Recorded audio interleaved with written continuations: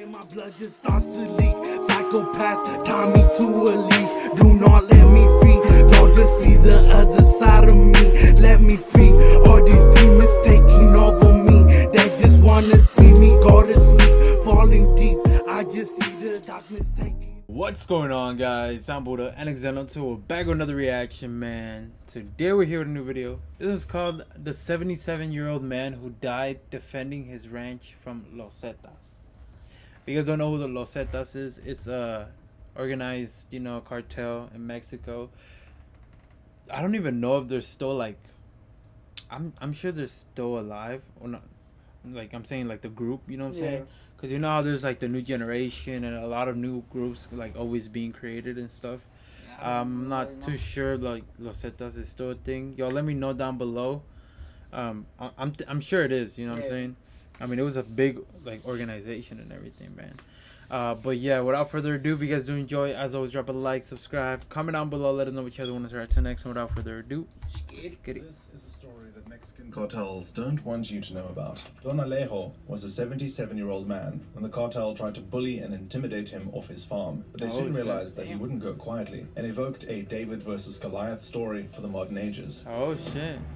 Who is Don Alejo? Don Alejo did what the cartel never could. He earned an honest living. He was born in 1933 near Allende, Nuevo León, which is in northeastern Mexico, and not too far from the Texan border. He and his brothers earned jobs as timber workers in the nearby city of Monterrey. He soon earned enough money to buy his own ranch. He struck a bargain and found a 200-hectare plot of land further east in Tamaulipas. It was a wasteland when he first bought the land, but he gradually transformed it into a rich and bountiful stretch of land. He named this ranch San Jose, after his father, Jose Garza, who taught him the meaning of hard work. Don Alejo had a love for nature and farming, but above all, he loved hunting, and was known for his incredibly accurate shot. He soon started a family, and with his wife Leticia, he had two girls, Marcela and Alejandra. Over the decades, the drug trade grew in Mexico, but by the 2000s, a brutal drug war was taking place between Los Zetas and their parent 2000, that's when I was born, bro. Organization, the Gulf Cartel. The roads of Tamaulipas were suddenly dangerous places to be, as there were often robberies and kidnappings for ransom. And then these drug gangs began their extortion rackets on farmers in the local community. The cartel would offer protection for a monthly payment, where the cartel was protecting farmers from the cartel. It was a nasty way of taking a cut of the hard-earned money from farmers in the local community. But occasionally things got even worse than that. The cartel would sometimes simply evict farmers off their property and transform their land into training camps and hideouts and other things. Don Alejo was keenly aware of what was going on. He managed to live most of his life as a simple, hard-working businessman who earned an honest living, while El Chapo and other drug lords argued that he had no choice but to enter the drug trade. Don Alejo was proving them wrong. His friends found him to be incredibly hardworking and reliable, and remarked that a promise from Don Alejo was as good as a contract. He had escaped running into the cartels until he was 77 years old. On November 12th, 2010, members of the Los Zetas cartel came knocking on his door. At this time, they were one of Mexico's deadliest drug cartels. Yeah, they were fucking torture techniques, murders, and beheadings. Let's just say that they weren't coming over to borrow a cup of sugar.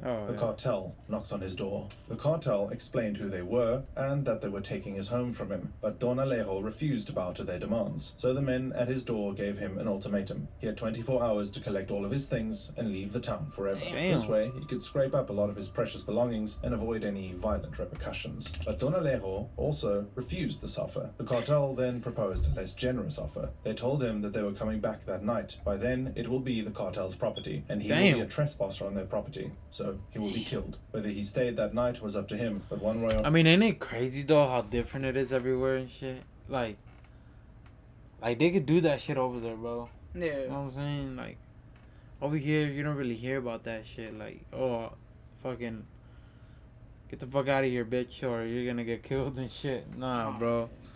Mexico's crazy, man. Be a trespasser on their property, so he will be killed. And I mean, the police can't really do much. But one way or another, the cartel was coming. Don Alejo told them he was going nowhere, and that he would see. I mean, the police could do something, but it's just gonna be a bloodbath. You know what I'm saying? A lot of innocent people just dying for no reason, man. later that night. As one of Don Alejo's friends, Weibo, had once said of the incident, he would never have worked his whole life to one day let someone take everything from him. Damn, That real is not shit. his nature. And Don Alejo was clearly aware that he simply could not just go to the police. In some ways, the cartels were the police and ran rural Mexico. To give you a quick example, Ovidio Guzman, the son of El Chapo, was arrested in 2019, but on the threat of violence from the cartel, he was suddenly released again. The cartel vastly outweighs the police in terms of its membership, weaponry, and willingness to cause violence. And this wasn't any cartel on his doorstep. This was Los Zetas. A year before they arrived, Don Alejo would have come across this news story. 72 immigrants from Ecuador, Guatemala, and Honduras were murdered in Tamaulipas state in Mexico. Shit. The victims were murdered in an area of geography controlled by the Zetas, which is a very ruthless and powerful cartel operating inside of Mexico. Don Alejo had chosen a battle not many would dream about.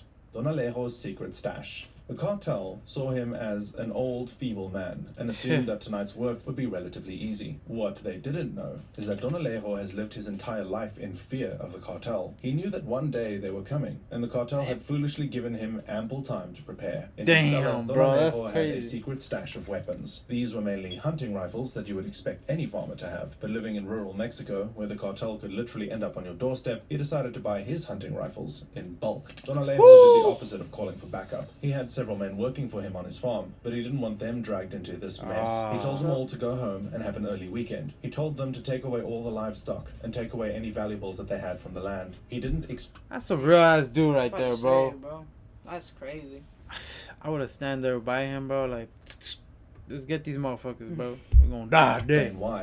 And let them spend time with their families. Had he not made this move, those families could have had their lives ruined forever. Joaquin Estrada, a trusted employee of Don Alejo and close friend, knew something was up, but agreed to leave. He would be the last friend he would bid farewell to that night. Don Alejo's final word to his friend that night was for him to go to see his family, waiting for the second call. The cartel had ambiguously told him that they were coming back later that night, so once the sun went down, he prepared himself for the worst, and he assumed that they would arrive at pitch dark rather than when nightfall had just begun. But before the sun went down, Don Alejo made a phone call. He called his wife and believed that this might be the final time he would hear her voice. Damn, you know what, my love? I love you very much. Don Alejo said goodbye. Oh, my love, me too. Me more, his wife replied. Tomorrow, God willing, we are going to talk early. Don Alejo did not disclose the danger he was... Damn, dude. Dude, they could make a whole movie out of this dude, bro. Low-key, bro. Right. Yeah.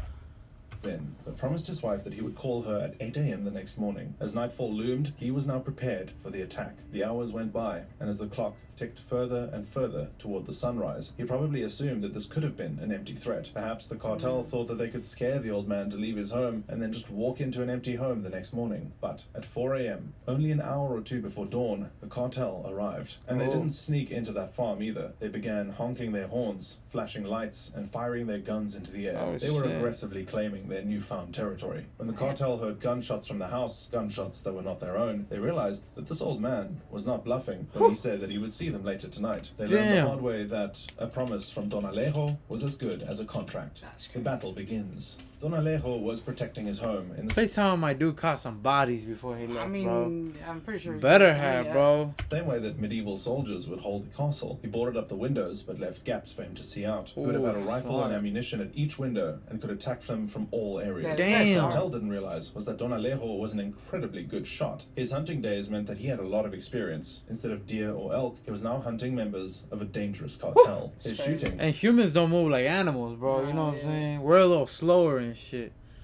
Probably a little smarter though, you know, like on like hiding and all that, but still, bro. Was so accurate that he was outperforming members of the cartel. Had he chosen a life of crime, he could have been incredibly successful. Imagine, bro. Living, and he was doing whatever it took to protect the home and land he spent his whole life working on. His tactics were simple. Don Alejo would go to one window and shoot a cartel member stone dead. Then he would run over to another window and do the same. It was soon apparent that Don Alejo had just killed 4 cartel members, and they had not even reached his home yet. The cartel retreats. At one point, the cartel decides to retreat. They had just lost 4 men, and this job was clearly not as straightforward as it seemed. They had 3 options. Their first option was to retreat from the ranch entirely. They could call it a day and realize that this wasn't worth fighting for. But if you're a cartel member and had to tell the leader of your cartel that you and several other people were too chicken to fight a 77-year-old farmer, your membership at this cartel might be under review. And the cartel doesn't just let its members leave and move on to another job. The second option was to continue fighting. At some point, hopefully, this old man would run out of steam. They needed to continue fighting, and someone would eventually shoot him down. But again, this option ran its risks too. What if they lost? What if this geriatric farmer managed to gun down this group of skilled cartel members? The cartel has gotten where it is today by fear, and the story alone would spread throughout Mexico and let communities know that the cartel was not to be feared. Instead, they opted for a third option. In their trucks were much more advanced weapons than guns. This cartel realized that they could not grenades, fight rocket fire, launchers, but had to use superior weaponry against him. And as we mentioned earlier, the cartel has much more advanced weaponry than the police. The final showdown.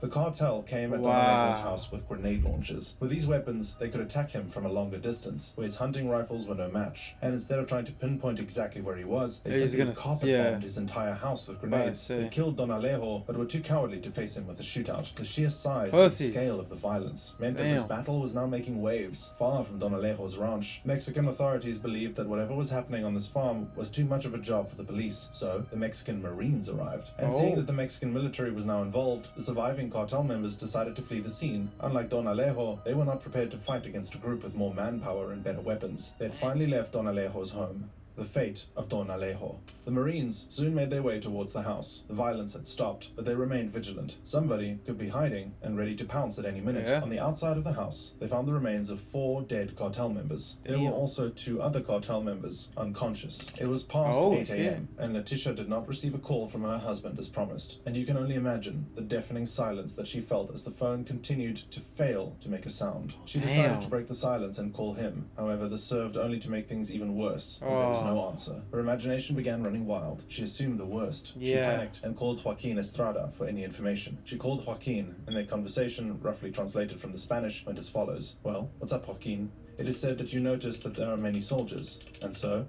Well, there are many soldiers inside the ranch. Well, what about that? You go and see my husband to see how he is. Maybe the soldiers went to do some inspection. It's just that he doesn't know how many there are. There are too many, and they won't let me in. No, tell them that you are their ranch worker, that they let you in, and then call me to tell me how my husband is. Alejandra did not receive a call back from Joaquin that day. Don Alejo had managed to hold off a pack of gunmen infiltrating his house, but grenade launches proved too much. The Mexican military found his body and was simply gobsmacked that the opposing side against the cartel was 1 man and several hunting rifles. He was a man who earned an honest living, and when the cartel came calling, he refused to back down. The only way that the cartel could defeat him was to take the coward's way out and fire grenade launchers at his home from a distance. Don Alejo's legacy. Los Zetas controlled a lot of the media, so the story did not make any newspapers the next day. Don Alejo had humiliated the cartel, and they did not want anyone to know about it. However, the newspaper Milenio decided to publish Don Alejo's heroics and let the people know about just how cowardly this criminal gang had reacted. And the cartel may have had control over the newspapers, but they could not control social media. Eventually, the news of Don Alejo spread, and he became a cultural icon. The fact that the cartel... I would hate being the person that has to tell everybody in the world, like, hey, you know...